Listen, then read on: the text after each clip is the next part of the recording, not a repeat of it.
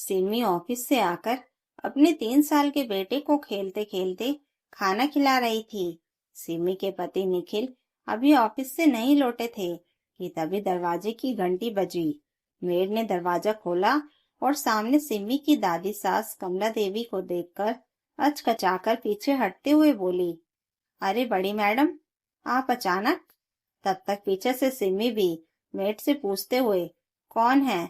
वही आ गई और सामने अपनी दादी सास को देखकर बोली, दादी जी, आप यहाँ अचानक? आप तो। सिमी की बात पूरी होने से पहले ही कमला देवी थोड़ा गुस्सा होते हुए बोली, अब आ गई हूँ तो क्या यहीं से वापस चली जाऊं? तुम दोनों तो मुझे अंदर आने ही नहीं दे रही। वैसे ये लड़की कौन है और मुझे कैसे जानती है? सिमी दरवाजे से साइड में होते हुए बोली, सॉरी दादी जी, अंदर आइए ना। यह आपके परपोते की फुल टाइम देखभाल करती है और मैं और निखिल जब अपने घर को याद करते हैं तो लैपटॉप पर सभी के साथ मस्ती वाले वीडियो देखते हैं और पूरे परिवार का बड़ा सा फोटो भी तो लगा है घर में। बस इसलिए यह हमारे परिवार के सभी सदस्यों को जानती है। अच्छा, ठीक है ठीक है। कहते कहते कमला देवी अंदर आ गई। उनके अंदर आते ही सिमी ने उनके पहले पैर छुए, फिर उनके लिए चाय पानी का इंतजाम करने रसोई में चली गई। इधर कमला देवी हाथ मुंह धोकर अपने परपोते के साथ खेलने लगी। देखने में सब कुछ ठीक ही लग रहा था, पर फिर भी सिमी समझ नहीं पा रही थी कि पहले ना बोलकर अचानक दादी जी आ कैसे गई। अभी कल ही तो बात की थी जब निखिल ने उन्हें बेटे को देखने के लिए यहाँ रहने को बुलाया था। यूं तो उन दोनों ने पूरे टाइम तक एक बच्चे के लिए मेड और एक घर का काम करने के लिए मेड लगा रखी थी, पर फिर भी अपने 2 साल के बेटे को उन दोनों के साथ छोड़ना उन्हें सही नहीं लगता था। बस इसलिए वे दोनों चाहते थे कि दादी जी यहाँ उनके साथ रहें। इससे उनके बेटे को परदादी का प्यार मिलेगा और मेड को भी डर रहेगा उनका। पर पता नहीं क्यों दादी जी ने सुनते ही यह कहकर मना कर दिया कि तुम लोग हमारा फायदा उठा रहे हो।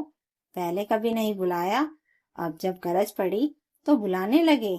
यह सुनकर निखिल और सिमी को बुरा तो बहुत लगा था। क्या अपने परिवार की सहायता लेना उनका फायदा उठाना होता है? और निखिल का ट्रांसफर इस शहर में अभी 1 साल पहले ही तो हुआ था, तभी तो सिमी उनके साथ यहाँ आई है, वरना अभी तक तो वह ससुराल में अपने पूरे परिवार के साथ रहकर ही नौकरी कर रही थी और बच्चों को संभालती थी। अब यहाँ व्यवस्थित होने में उसे पूरा 1 साल तो लग ही गया। फिर जिस कंपनी में वह नौकरी करती थी उसी के ब्रांच में वह यहाँ नौकरी करने लगी, तो फिर दादी जी को इस बीच वो कब और कैसे बुला लेते। पर दादी जी से कुछ भी बोलना उन्हें सही नहीं लगा, इसलिए वो बिना कुछ बोले ही चुपचाप सब कुछ संभालने की कोशिश करने लगी। उसकी सास भी नहीं आ सकती थी क्योंकि फिर ससुर जी अकेले हो जाते।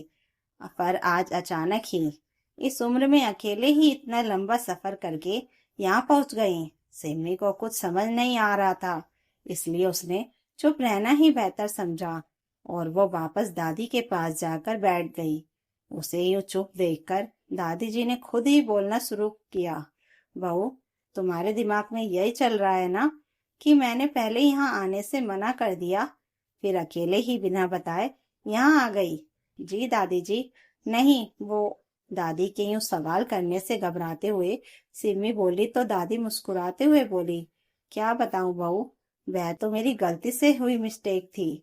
मुझे निखिल को यूं मना नहीं करना चाहिए था। जब मैंने यह बात अपनी बेटी और तुम्हारी बुआ सास को बताई तो उसने मुझे मेरी गलती का एहसास कराया। उसने याद दिलाया कि कुछ साल पहले कैसे निखिल ने अपने दादाजी की बीमारी में हॉस्पिटल में दिन रात उनकी सेवा की और डॉक्टर के यह कहने पर कि अब इनके बचने की कोई उम्मीद नहीं है, इनकी तो बस सेवा करो।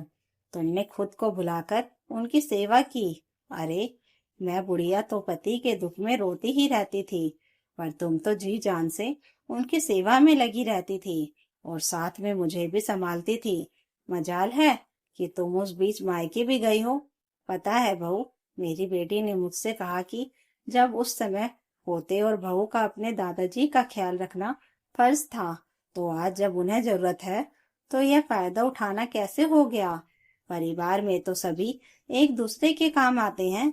इसका मतलब यह तो नहीं कि घर के एक सदस्य को दूसरे सदस्य की गरज है तभी वह सहायता करेगा।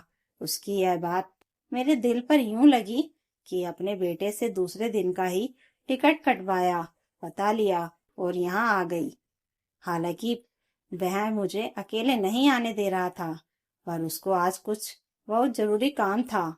वो कल आने को बोल रहा था, पर अपनी गलती का एहसास होने पर मैं माफी मांगने के लिए एक दिन भी देर नहीं करना चाहती थी।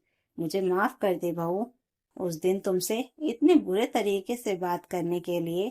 कहते हुए कमला देवी ने सिमी के आगे हाथ जोड़ने चाहे, पर सिमी ने उन्हें बीच में ही रोकते हुए कहा, अरे यह क्या कर रही हैं दादी जी? आप बड़ी हैं, आप कुछ भी बोल सकती हैं। हाँ, उस समय थोड़ा बुरा लगा था, पर फिर लगा कि शायद हम ही गलत थे। दादी जी, हम आप पर बच्चे या काम का कोई भार नहीं डालना चाहते थे। हम तो बस आपके परपोते के लिए आपका प्यार और अपने सर पर आपका आशीर्वाद चाहते हैं बस। कमला देवी ने सिमी के सर पर हाथ धरते हुए कहा, हाँ बहू, मुझे पता है, तभी तो अपने परपोते के साथ खेलने को मैं भागी चली आई। अब तुम आराम से नौकरी पर जाओ, मैं और तुम्हारी वो मेट सब संभाल लेंगे। यह सुनकर सिमी बहुत खुश हुई और खुशी और सम्मान से उसका सिर एक बार फिर दादी सास के पैरों पर झुक गया। तो दोस्तों, अगर आपको यह कहानी अच्छी लगी हो तो कमेंट करके जरूर बताइएगा और नई कहानियों के लिए चैनल को सब्सक्राइब जरूर कर लीजिएगा। Thank you for watching.